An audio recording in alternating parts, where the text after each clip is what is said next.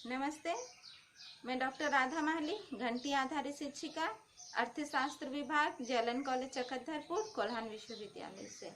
आज का ये वीडियो यूजी सेमेस्टर 3 इकोनॉमिक्स के विद्यार्थियों के लिए है। पब्लिक फाइनेंस पेपर से रिलेटेड है। आज के इस वीडियो में हम लोग अधिकतम सामाजिक लाभ सिद्धांत के बारे में चर्चा करेंगे। अधिकतम सामाजिक लाभ का सिद्धांत क्या है, किन्होंने दिया है, और इसे हम लोग तालिका और रेखा चित्र के माध्यम से समझने का प्रयास करेंगे।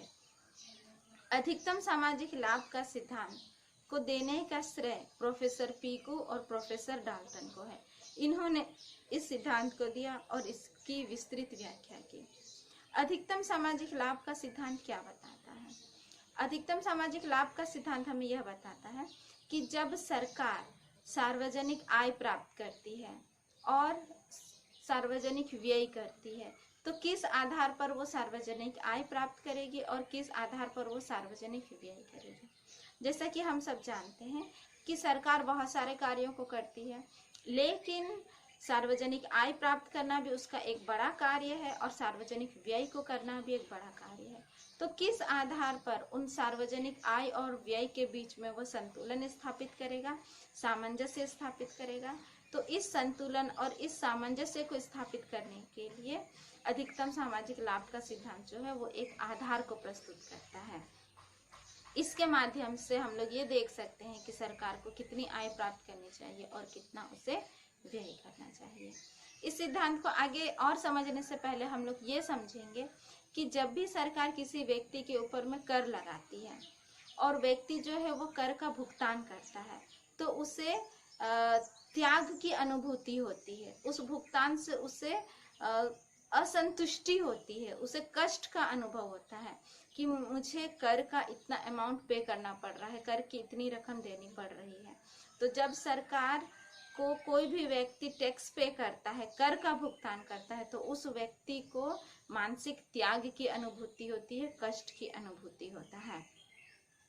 दूसरी ओर जब सरकार व्यक्तियों के ऊपर में सार्वजनिक व्यय करती है और उस सार्वजनिक व्यय के माध्यम से लोगों को लाभ प्राप्त होता है, तो उस लाभ से व्यक्ति को संतुष्टि मिलता है, प्रॉफिट मिलता है, आनंद मिलता है।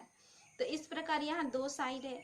एक साइड जब सरकार को व्यक्ति टैक्स पे करता है तो उसे त्याग का अनुभव होता है, अनुत्पादक वो फील करता है, और दोबारा जब सरकार रिटर्न उसके ऊपर खर्चा करती है तो उसे संतुष्टि मिलती है, उत्पादक फील करता है, लाभ होता है उसको। तो इस तरह से दो साइड है। यहाँ और भी एक चीज हम लोग ध्यान देंगे कि जब कोई व्यक्ति टैक्स का भुगतान करता है, कर का भुगतान करता है, तो हर एक अगली इकाई से मिलने वाली जो उसका त्याग है वो त्याग बढ़ते जाता है, वो कष्ट जो है वो बढ़ते जाता है। और सरकार जब उस पर व्यय करती है तो सरकारी व्यय से व्यक्ति को मिलने वाला जो लाभ है वो हर एक अगली इकाई के साथ में घटते जाता है, कम होते जाता है। तो अब हम लोग देखेंगे कि अधिकतम सामाजिक लाभ का सिद्धांत क्या बताता है। अधिकतम सामाजिक लाभ का सिद्धांत बताता है कि कर का राशि उतना होना चाहिए जो व्यक्ति के कष्ट और लाभ दोनों को इक्वल कर सके, दोनों को बराबर कर सके। अब थोड़ा सा बात आप यहाँ और समझने की जरूरत है। सोचिए कि सरकार कम टैक्स लेती है और व्यक्ति को सरकारी व्यय से ज़्यादा बेनिफिट मिल रहा है, तो उसे अतिरिक्त लाभ मिल रहा है, एक्स्ट्रा उसको बेनिफिट मिल रहा है सरकार के खर्च से। तो इस प्रकार सरकार उससे और ज़्यादा टैक्स वसूल सकती है। तो जब सरकार धीरे धीरे टैक्स के दरों में वृद्धि करने लगती है तो भी व्यक्ति वो टैक्स देने से वो मना नहीं करेगा, क्योंकि उससे बेनिफिट ज़्यादा मिल रहा है। टैक्स का अमाउंट अगर सरकार थोड़ा थोड़ा बढ़ाती है तो भी व्यक्ति उसे देना शुरू कर देगा। लेकिन कहाँ तक वो देगा? जब तक टैक्स के द्वारा जो उसे कष्ट फील हो रहा है और सार्वजनिक व्यय से जो उसे बेनिफिट मिल रहा है, जब तक वो दोनों बराबर नहीं हो जाता है। अगर व्यक्ति को जितना बेनिफिट मिल रहा है उसकी तुलना में सरकार टैक्स अगर ज़्यादा लेती है, तब क्या होगा? व्यक्ति को कष्ट का अनुभव होगा और वो टैक्स देने से मना कर सकता है, टैक्स को छिपा सकता है, टैक्स की चोरी कर सकता है। तो इस तरह यहाँ सरकार को ये ध्यान देना है कि टैक्स के माध्यम से जो व्यक्ति पैसा पे कर रहा है, दे रहा है, उसे कितनी त्याग की अनुभूति हो रही है और बदले में जब सरकार सार्वजनिक व्यय कर रहा है तो इस व्यय के माध्यम से उसे कितने लाभ की प्राप्ति हो रही है।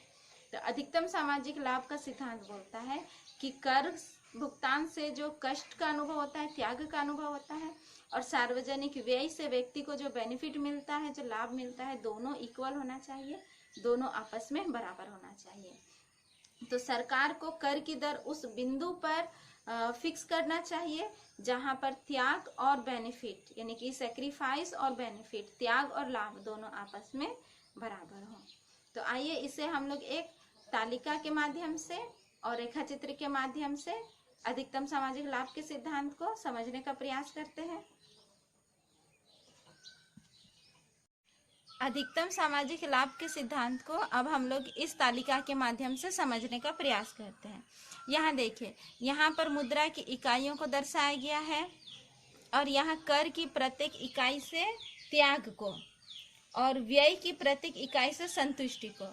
यहाँ जब मुद्रा की एक इकाई कर के रूप में ली जाती है तो इससे करदाता को 5 के बराबर त्याग की अनुभूति होती है। लेकिन जब यही मुद्रा की एक इकाई को सरकार सार्वजनिक व्यय के रूप में प्रस्तुत करती है तो उस व्यय से लोगों को 16 के बराबर उपयोगिता मिलती है, 16 के बराबर बेनिफिट मिलता है। तो आगे हम लोग यहाँ देख रहे हैं कि जैसे जैसे मुद्रा की इकाइयों में वृद्धि होती है, जैसे जैसे यहाँ पर कर की प्रत्येक इकाई को बढ़ाया जाता है तो वैसे वैसे कर की प्रत्येक इकाई से जो त्याग है वो बढ़ते जाता है। देखिए 5, 7, 9, 12, 16, 20 होते गया। तो इस प्रकार कर की इकाई में जैसे जैसे सरकार वृद्धि करती है वैसे वैसे उस कर के भुगतान से व्यक्ति को त्याग अधिक अनुभव होने लगता है। लेकिन हम लोग यहाँ देख रहे हैं कि जैसे जैसे सरकार अधिक मुद्रा की इकाइयों को व्यय करती है तो उससे लोगों को मिलने वाला लाभ जो है वो घटते जा रहा है। मुद्रा की पहली इकाई को जब सरकार व्यय करती है तो उससे 16 के बराबर लाभ मिल रहा है, दूसरी इकाई को जब व्यय करती है तो उससे 12 के बराबर लाभ मिल रहा है। तो इस प्रकार हम लोग देख रहे हैं कि जैसे जैसे मुद्रा की इकाइयों को सरकार व्यय करती है वैसे वैसे उससे मिलने वाली जो लाभ है, जो संतुष्टि है, उसमें कमी होती जाती है। तो अब यहाँ सरकार को कितना रुपया टैक्स लगाना चाहिए? जैसे मैंने कहा कि जहाँ टैक्स के द्वारा जो त्याग का अनुभव होता है और सरकारी व्यय के द्वारा जो संतुष्टि का अनुभव होता है, दोनों इक्वल होना चाहिए। तो इस तालिका में देखें, यहाँ पर मुद्रा की जो 3 इकाई है, इस मुद्रा की 3 इकाई से क्या है, त्याग भी 9 के बराबर है। देखिए त्याग भी 9 के बराबर है और बेनिफिट भी जो है वो 9 के बराबर है। तो ये मुद्रा की जो तीसरी इकाई है, यहाँ पर त्याग और बेनिफिट यानी कि सेक्रीफाइस और प्रॉफिट दोनों इक्वल है। तो सरकार को क्या करना चाहिए? सरकार को 3 इकाई के बराबर कर लगाना चाहिए। 3 इकाई मुद्रा के बराबर उससे कर लगाना चाहिए और 3 इकाई मुद्रा ही सार्वजनिक व्यय के लिए सरकार को खर्च करनी चाहिए, क्योंकि इस अमाउंट पर त्याग और बेनिफिट दोनों आपस में बराबर हो रहे हैं। अब इसे हम लोग यहाँ रेखा चित्र के माध्यम से समझने का प्रयास करते हैं। देखिए यहाँ देख रहे हैं कि जैसे जैसे टैक्स के लिए इकाई बढ़ती जाती है, मुद्रा की इकाई बढ़ती जाती है, वैसे वैसे त्याग बढ़ते जा रहा है। तो देखिए यहाँ पर सेक्रीफाइस जो है, इसकी ढाल जो है ये ऊपर की ओर जा रही है, यानी कि ये बता रहा है कि जैसे जैसे टैक्स का अमाउंट बढ़ रहा है वैसे वैसे अधिक त्याग की अनुभूति हो रही है। देखिए यहाँ पर हम लोग amount of money spend x axis में दिखाए हैं और अमाउंट ऑफ सेक्रीफाइस और बेनिफिट ये वाई एक्सेस में हम लोग दिखाए हैं। आगे हम लोगों ने यहाँ देखा कि मुद्रा की इकाई को जैसे जैसे, तो हम लोग यहाँ देख रहे हैं कि ये जो सेक्रीफाइस है, सेक्रीफाइस की रेखा जो है यानी कि त्याग की जो रेखा है ये ऊपर की ओर जा रही है। अब हम लोग यहाँ देखेंगे कि जो बेनिफिट है, देखो जैसे जैसे टैक्स का अमाउंट बढ़ता है तो और सरकार जो है जो सार्वजनिक व्यय करती है, व्यय करने के द्वारा लोगों को जो लाभ मिलता है वो हर अगली इकाई के साथ में घटती जाती है। तो यहाँ देखिए यहाँ बेनिफिट जो है वो घटते जा रहा है, इसीलिए जो यहाँ बेनिफिट की जो रेखा है, जो लाभ की रेखा है या संतुष्टि की रेखा हम लोग बोलेंगे, वो बाएं से दाएं नीचे की ओर गिरती हुई रेखा है। तो ये सेक्रीफाइस को इंडिकेट कर रहा है और ये बेनिफिट को इंडिकेट कर रहा है। ये दोनों आपस में कहाँ पर बराबर हुए हैं? इस पी बिंदु पर। तो टैक्स का अमाउंट कितना होना चाहिए, ओपी होना चाहिए, यानी कि सरकार को ओपी के बराबर टैक्स लगाना चाहिए और ओपी के बराबर ही उसको सार्वजनिक व्यय करना चाहिए। इतना अमाउंट में सेक्रीफाइस और बेनिफिट ये दोनों आपस में बराबर होता है और लोगों को अधिकतम सामाजिक लाभ की प्राप्ति होती है, मैक्सिमम उनको बेनिफिट मिलता है। अब हम लोग आगे देखते हैं।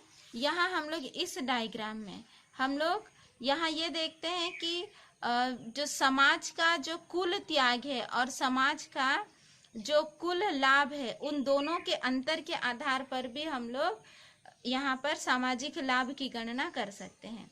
यहाँ हम लोग देख रहे हैं कि OX एक्सेस पर कर तथा व्यय की इकाइयों को दर्शाया गया है और OY एक्सेस पर कुल सामाजिक लाभ तथा त्याग को दर्शाया गया है। ये जो है ये वाला रेखा, ये रेखा TSS यानी कि टोटल सोशल सिक्योरिटी रेखा जो है, यानी कि कुल सामाजिक सेक्रीफाइस यानी कि त्याग की जो रेखा है, टोटल सोशल सेक्रीफाइस की जो रेखा है, ये धीरे धीरे करके बढ़ रही है और एक सीमा के बाद बहुत ज़्यादा त्याग का अनुभव हो रहा है, बहुत ज़्यादा वो बढ़ जा रही है। और बेनिफिट का, टोटल सोशल बेनिफिट की जो रेखा है, ये देखो धीरे धीरे करके बेनिफिट बढ़ा, लेकिन फिर धीरे धीरे करके बेनिफिट जो है वो घटने लग जाता है, इसलिए इस रेखा की ढाल इस तरह से है।